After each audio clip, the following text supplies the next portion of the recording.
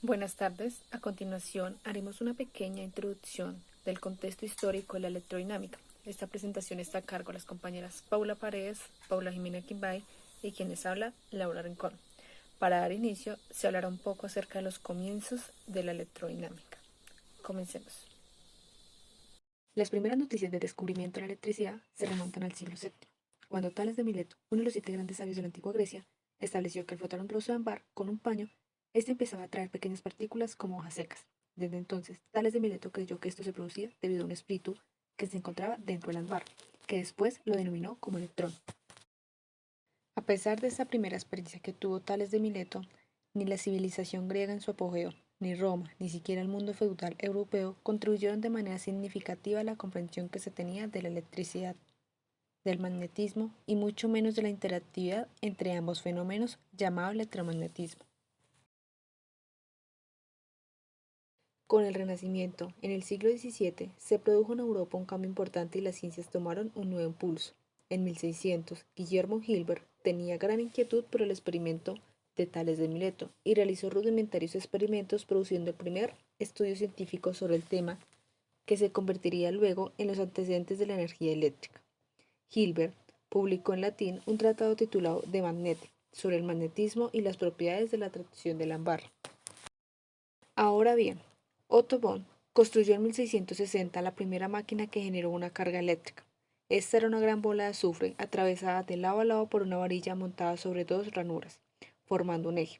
Con ayuda de una manivela y de una correa se le imprimía un rápido movimiento de rotación que producía con una carga muchísimo mayor a la de frotamiento ordinario.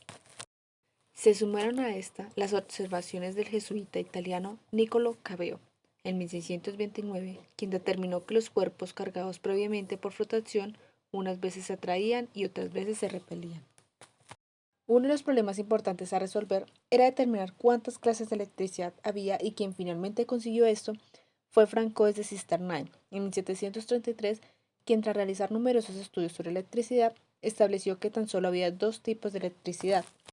La primera era la vitria, que se liberaba frotando el vidrio, que más adelante se asignaría como positiva, y la segunda es la resinosa, liberada frotando ebonita, que corresponde a la carga negativa. Mientras tanto, en los Estados Unidos en 1752, aprovechando una tormenta, el científico Benjamin Franklin elevó un cometa provista de una fina punta metálica y de un largo hilo de seda, a cuyo extremo ató una llave. La punta metálica del cometa consiguió captar la electricidad de la atmósfera, la cual produjo varias chispas en la llave. Con este experimento, Franklin llegó a demostrar dos cosas. La primera, que la materia que compone el rayo es idéntica a la electricidad, y la segunda, que un conductor terminado en forma aguda y si de cierta longitud puede emplearse como descarga de seguridad de las nubes tormentosas. Estas conclusiones le sirvieron para inventar el pararrayos. Más adelante, Van der Graaf mejoró esta máquina electrostática con el diseño actualmente conocido, generando grandes cantidades de electricidad. Tiempo después, en 1780, Luis Galvini, profesor de anatomía en la Universidad de Bolonia, realizó un experimento donde observó que las patas de una rana recién muerta se crispaban y pateaban al tocarlas con dos barras de metales diferentes. Galvini atribuyó esto a una electricidad propia de los seres vivos. Pensó que se trataba de una electricidad animal contenida en los músculos. Más tarde, Charles Coulomb, en 1776, utilizando una balanza de torsión para medir la fuerza entre cargas eléctricas, corroboró que dicha fuerza era proporcional al producto de las cargas e inversamente proporcional al cuadrado de la distancia que separaba las cargas. Este enunciado se conoció como la ley de Coulomb. Podemos entonces comenzar nuestra comprensión de la electrodinámica partiendo a grandes rasgos en lo que concierne al desarrollo histórico del conjunto de conocimientos referentes a lo que se conoce hoy en día como la electrodinámica clásica, es decir, ese conjunto de conocimientos que permiten transformar la energía mecánica, energía térmica, en energía eléctrica. Entonces nos encaminamos entonces un poco en los conocimientos desde la época de Volta, teniendo en cuenta que los fenómenos de atracción y de repulsión para ese entonces eran un tema conocidos. Entonces, a mediados del siglo de 1770, Cavendish planteó que la condición de electrificación de los cuerpos era de manera superficial y que esta era inversamente proporcional al cuadrado de su distancia. En este teorema no fue como concebido de gran importancia hasta que Maxwell lo publicó a mediados de 1879. Cabe resaltar, cabe resaltar y teniendo presente las fechas de la gran importancia que ejercía sobre todas estas investigaciones la ley de Newton sobre la atracción de masas.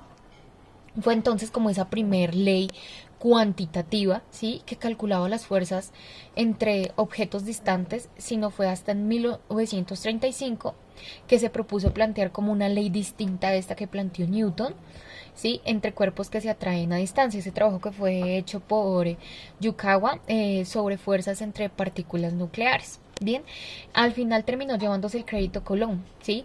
Ya que fue quien se dedicó más adelante a desarrollar como estos experimentos con más fundamento físicamente, planteando lo mismo que Newton en el problema de atracción a distancia, ¿sí? Que este era un fenómeno, por decirlo así, provocado en un punto, en un determinado instante, y donde determina la aparición de otro fenómeno a una cierta distancia. Entonces, hasta la época de Volta, los conductores eran conocidos como esferas, como ovoides alargados, ¿sí? Hasta la aparición de la pila eléctrica, que hizo que la electricidad se condujera mediante hilos metálicos, y desde entonces la palabra conductor ha pasado de ser casi sinónimo de hilos metálicos. Toda la electrodinámica ha consistido en el estudio del comportamiento de hilos metálicos conectándose a fuentes eléctricas. Hasta cuando en 1820 Oster halló una aguja magnética libre de girar en la proximidad de un hilo metálico conectado a una pila que se desviaba de cierta manera. Entonces Oster trabajó en el asunto desde 1812, consideraba él que en las moléculas del conductor se producían perturbaciones y restauraciones del equilibrio eléctrico, por decirlo así, a consecuencia de la conexión con una pila, y suponía que dichas perturbaciones debían propagarse también. De manera que cuando eran de mucha cantidad por estar conectadas una pila de gran intensidad a los lugares próximos de este alambre, ¿sí? Con todos, Ampère comenzó repitiendo todas las experiencias de Oester, pero pronto consiguió preparar un marco móvil un poco, entre comillas, más liviano para estudiar la interacción entre corrientes. Entonces, todas estas ideas de Ampère se encuentran, por decirlo así, condensadas en una ecuación, ¿sí? A las que se llega cuando se desea armonizar, por decirlo así, con las leyes de Newton. Entonces, bajo ese orden de ideas, podemos decir que aproximadamente en 1821 fue publicada la primera experiencia de Michael Faraday sobre la electrodinámica, en la misma forma en que hoy realizamos, por ejemplo, en los salones de clase, sobre un imán vertical apoyado en un conductor acotado dos veces. Y por último, hablaremos de la electrodinámica cuántica. ¿Qué es la electrodinámica cuántica? Es una teoría de campo cuántico de la fuerza electromagnética. Describe la interacción que existe entre los fotones y los electrones o otras partículas cargadas. Es la rama que estudia la relación entre la electricidad, el magnetismo, la luz y la materia. Todo empezó con Paul Dirac, quien fue un ingeniero eléctrico, matemático y físico teórico británico, que además contribuyó de forma fundamental al desarrollo de la mecánica cuántica y la electrodinámica cuántica. Él, con ayuda de otros pioneros, ayudaron y aportaron a la teoría de la electrodinámica. Llegaron tan lejos como pudieron, sin embargo, la teoría seguía incompleta. En ese ámbito se metió Feynman. ¿Quién fue Richard Feynman? Richard Feynman fue un físico teórico estadounidense, conocido por sus trabajos en la formulación por integrales de camino en la mecánica cuántica, la teoría electrodinámica cuántica, y fue ganador del Premio Nobel de Física en 1965 por su aporte en esta teoría. En esta teoría se destacan muchos aspectos, como que la fuerza electromagnética entre dos electrones surge de la emisión de un fotón por la de las partículas y su absorción por la otra.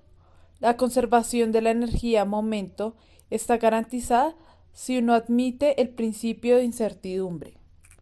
También, gracias a los diagramas de Feynman, un dispositivo de contabilidad que ayuda en la conceptualización y el cálculo de las interacciones entre partículas en el espacio-tiempo se aplica a todos los fenómenos electromagnéticos asociados con las partículas fundamentales cargadas, como lo son los electrones, positrones y los fenómenos asociados tales como la producción de pares, aniquilación de electrón-positrón, la dispersión del compor, etc.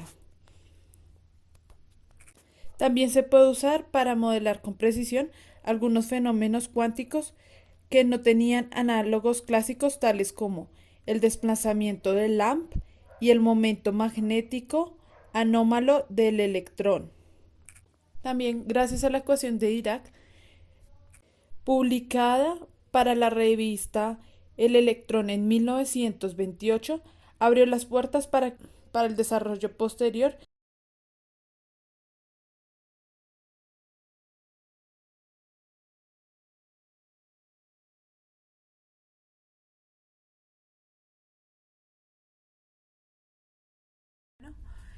con esto finalizaría el video de electrodinámica. Agradecemos mucho que hayan estado viendo todo el video. Esperamos pues sus comentarios y que se cuiden en estos tiempos difíciles. Como decía mi compañera Laura al comienzo, este video es una breve introducción. Si se quiere estudiar algunos temas específicamente, se deben realizar otros cursos, pero se intentó abarcar lo principal en el video, así que agradecemos que hayan escuchado